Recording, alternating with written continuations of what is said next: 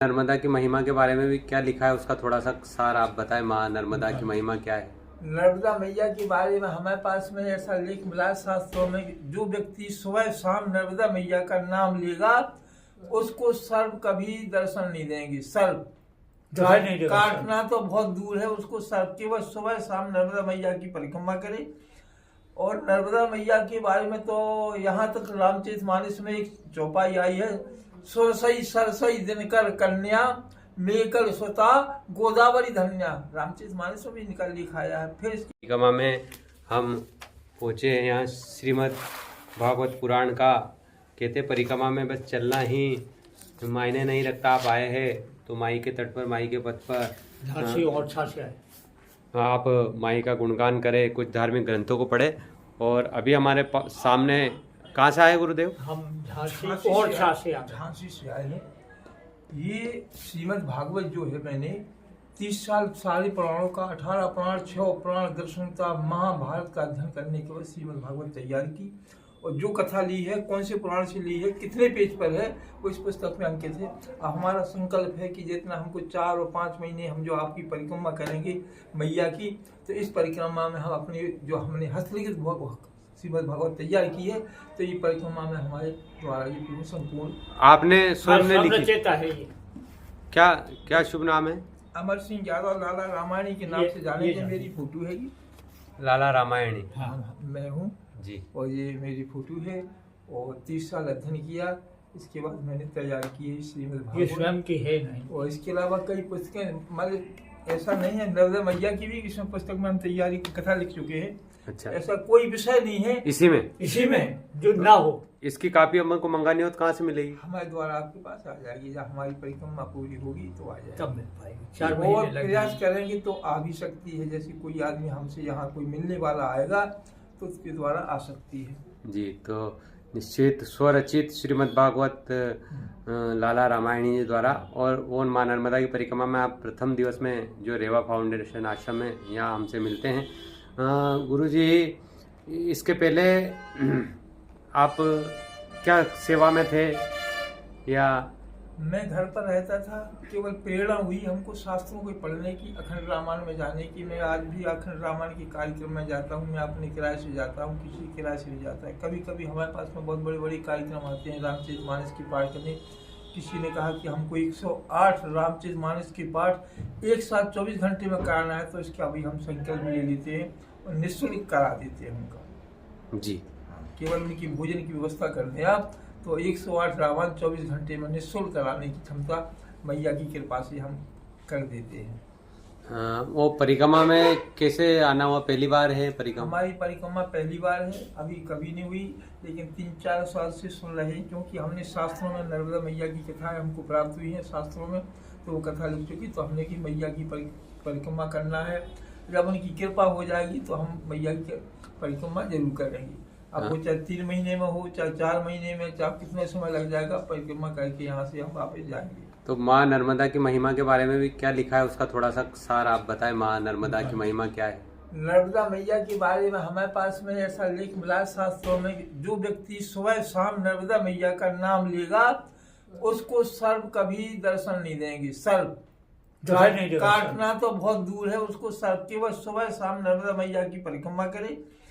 और नर्मदा मैया के बारे में तो यहाँ तक रामचरितमानस में एक चौपाई आई है, सुरसई सरसई दिनकर कन्या मेकल स्वता गोदावरी धन्या। रामचरितमानस में भी निकल लिखाया है। फिर इसके बाद में लेख आया है शास्त्रों में कि जब नर्मदा मैया आ रही थी और व्यास जी तपस्या कर रहे थे, तो व्यास जी के आश्रम हो जैसे नर्मदा मैया आई तो उनका आश्रम डूबने लगा। जब उनका आश्रम डूबने लगा तो व्यास जी की हुंकार से नर्मदा मैया वापस चली गई। इसलिए उल्टी दूसरी धारा से निकलती हैं, ये जैसी सभी नदियां बहती हैं उसी ने जिन्हें निकली है। तो व्यास जी की हुंकार से ये वापस चली गई, तो ये उल्टी दिशा से बहने लगी ये जब इसी। अच्छा, और एक भी लिखा आया कि नर्मदा मैया के विवाह के बारे में एक कथा हमको प्राप्त हुई है। मानधाता के पुत्र जी, सूर्यवंशी मानधाता के पुत्र के साथ में नर्मदा मैया का विवाह हुआ था। ये भी कथा उसी में आई, भागवत में आई।